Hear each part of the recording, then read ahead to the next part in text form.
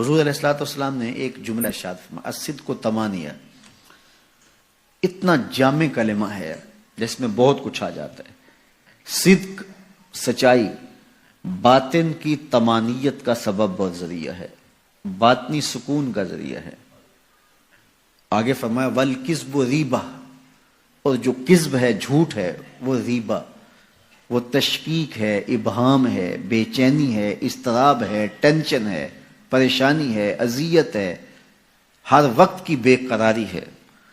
تو سچ طمانیت ہے، سکون قلب ہے، اطمینان باطن ہے، اندر کا قرار ہے، روح کا چین ہے، اور جھوٹ بے چینی ہے، اضطراب ہے، ٹینشن ہی ٹینشن ہے، پریشانی ہی پریشانی ہے، ایک اندیکھی تکلیف ہی تکلیف ہے۔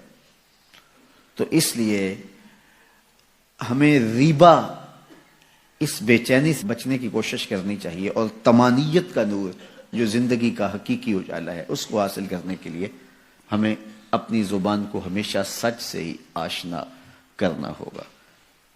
ہمارا رویہ اتنا خوبصورت ہو کہ لوگوں کو یقین ہو کہ یہ بندہ سچ کے علاوہ نہیں بولتا۔ حضور علیہ الصلوۃ والسلام سے پوچھا گیا کہ مومن بزدل ہو سکتا ہے؟ فرمایا نہیں، مومن بہادر ہوتا ہے، لیکن ہو سکتا ہے اس سے کبھی بزدلی بھی صادر ہو جائے۔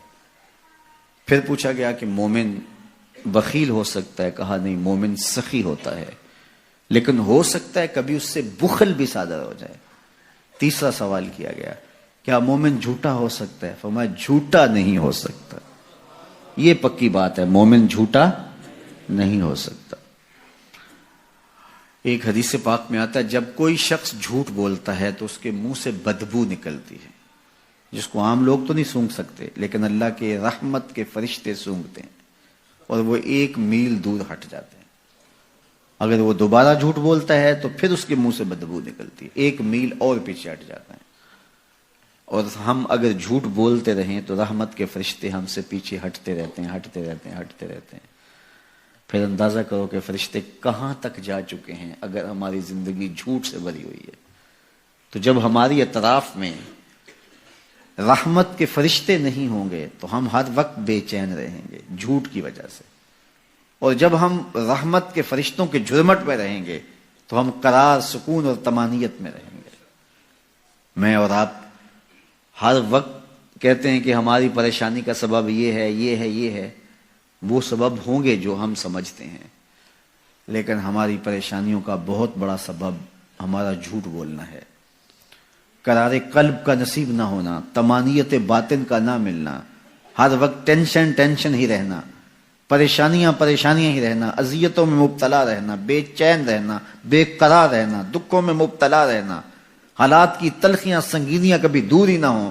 اس کا سبب یہ ہے کہ ہماری زندگی میں جھوٹ ہے، اور اگر ہماری زندگی میں سچ ہے تو ہمیں قرار باطن کیوں نصیب نہیں ہوگا؟ یہ میرے حضور نے کہا ہے، صدق و طمانیہ، صدق طمانیت قلب کا سبب ہے، قرار جاں کا سبب ہے، باطن کے اجالے ہیں، اندر کی روشنیاں، یہ تمہیں قرار دے گا۔ تو اس لیے ہمیں اپنی زندگی میں ہمیشہ سچ ہی بولنا چاہیے۔